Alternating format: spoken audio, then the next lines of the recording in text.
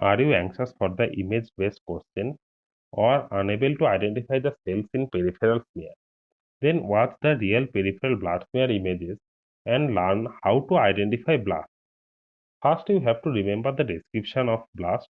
Blasts are not identified by the presence of nucleoli only, but they have large cell size, higher nuclear cytoplasmic ratio, irregular nuclear membrane, delicate open or fine chromatin.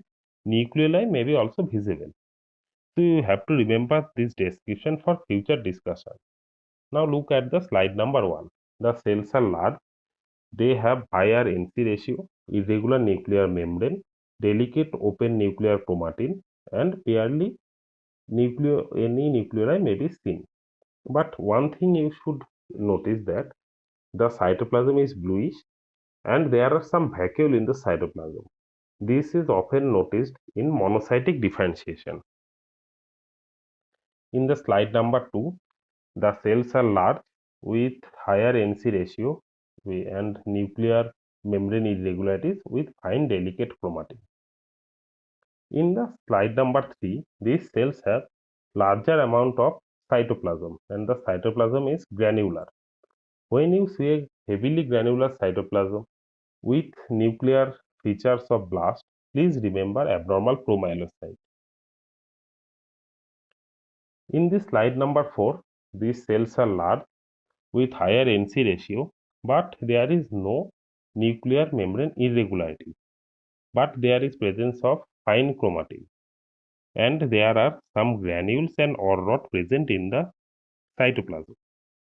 So there are often confusion between blast and mature lymphocytes. Mature lymphocytes are smaller in size and there is condensed chromatin compared to blast where there is presence of fine open chromatin. In this slide, I have compared mature lymphocyte and blast side by side.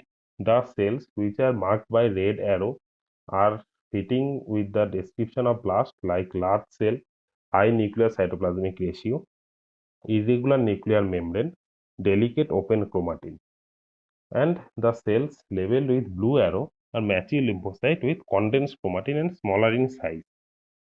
So you have identified the blast now. To diagnose acute leukemia, you have to corroborate clinical and lab finding. Bleeding and high-grade fever is often associated with acute leukemia, and to prove it, there must be more than 20% blast in peripheral blood or bone marrow.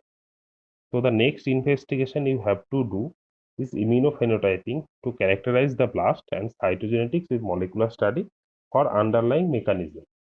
So this wraps today's video. Please like, share and subscribe to the channel and ask any your question in the comment section. Thank you.